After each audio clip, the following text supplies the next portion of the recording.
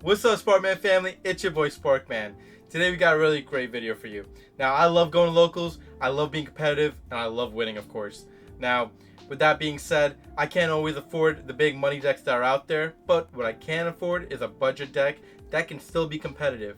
In today's video, we're going to be showing off the top 5 decks that I believe that could win a locals near you and be competitive at that.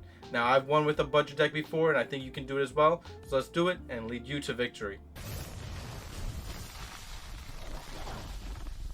Alright everybody, so the first deck we're going to be discussing today is Altergeist. Now you might be asking yourself, Altergeist, how is this possible?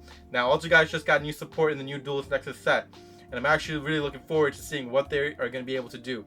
Now I believe they're going to be competitive because of the new support they got, with that being the 2 cards that was in this set called Altergeist Adminia and Altergeist Malwisp.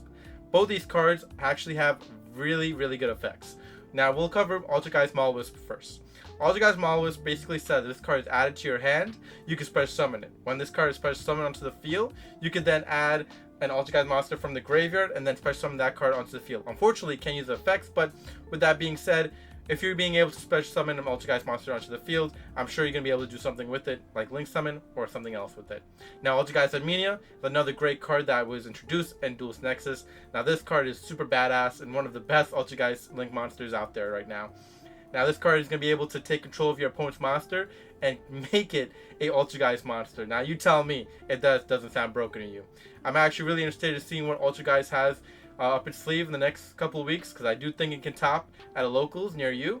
And if I'm not mistaken, I've already seen it top once this past week, so can't wait to see what else it does. The second deck we're going to be discussing today is Flounderies, a really powerful deck that's also fun, kind of dumb, but competitive and affordable to play.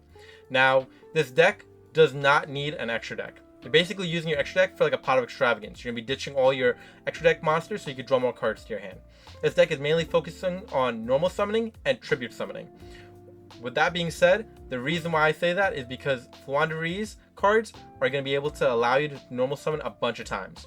Now, how is that being done? Now, if you have like a Robina, Eglin in your hand and you normal summon it, for example, with that being some of the main key monsters in this deck, once those effects activates where you can take a Flounderies card from your deck and bring it to your hand, then you get the effect of normal summoning again. Now, you can only do that if that effect goes through. Now, once that effect goes through though, you want to bring out your boss monster, that being Flounderies and M-Pen. M-Pen is such a good card in this deck. Why? Well, once M-Pen is tribute summoned to be brought out into the field, your special summon monsters on your opponent's side of the field can no longer activate their effects. The awesome part about this as well is that M-Pen also has a second effect.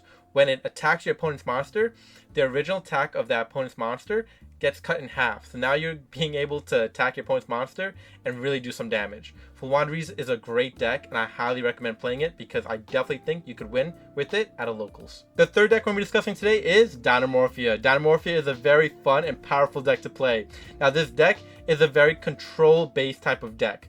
And it is very trap reliant. So if you love playing traps, this might be the deck for you. Now, when you're playing this deck, you're going to be losing life points. Yeah, losing life points. You might be asking yourself, why would I want to lose life points? Well, that's the whole purpose of the deck, is that you want to try to lose as much life points as possible. Cards like Frenzy and Domain bring out your boss monsters. Now, with those boss monsters, you want to be at the lowest life points as possible while you're bringing these monsters out. Why?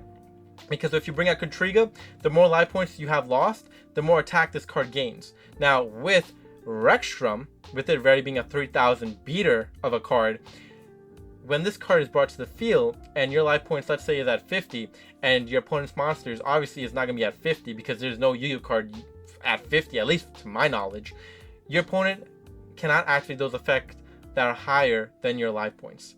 So basically, you're telling your opponent they can no longer play the game of Yu-Gi-Oh, which is super depressing for them, but I mean, super entertaining for you because you're basically winning the game from right then and there. Cards like Intact, that has been one of the new supports for this deck, is massive. Love that card. Cards like Brute and Alert and Sonic, all really good support for this deck and make it what it is today, and make it so powerful that you can actually take down your opponent in 1, 2, 3 go. So, is Dynamorphia for you? I don't know, but I'll tell you this much. It's really good, and I highly recommend it. The fourth deck we'll be discussing is, again, another trap-based deck, but it's super affordable. It's super good. It's been around since 2019. It's Elidge, baby. Elidge is so good, man. I am so impressed by this deck that it's still around. It's still viable. It could still be competitive.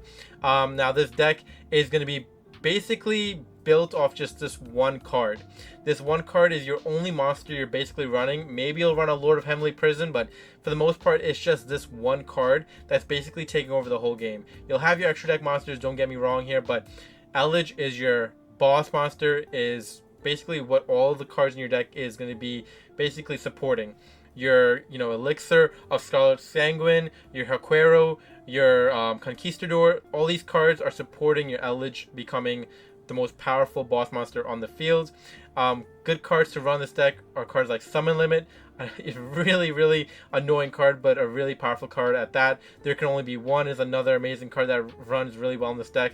Like I said, if you want a really fun deck that is just basically surrounding this one card and you like trap type of decks, this deck might be for you, and it's super competitive and still super good in today's meta. The fifth deck we're talking about today is a really fun deck, a really fan favorite as well. Had some recent changes on the ban list, making it come back into the meta. Yes, you've called it. It's Sky Strikers, baby. Now Engage is back to 2, and people are very excited. They can't wait to play this deck, and hopefully it can stay in the meta and be powerful and competitive and win some locals. Now, here's the issue. Sky Strikers, of course, is everyone's favorite, but with that being said, a lot of people in the competitive scene is citing Anti-Spell Fragrance.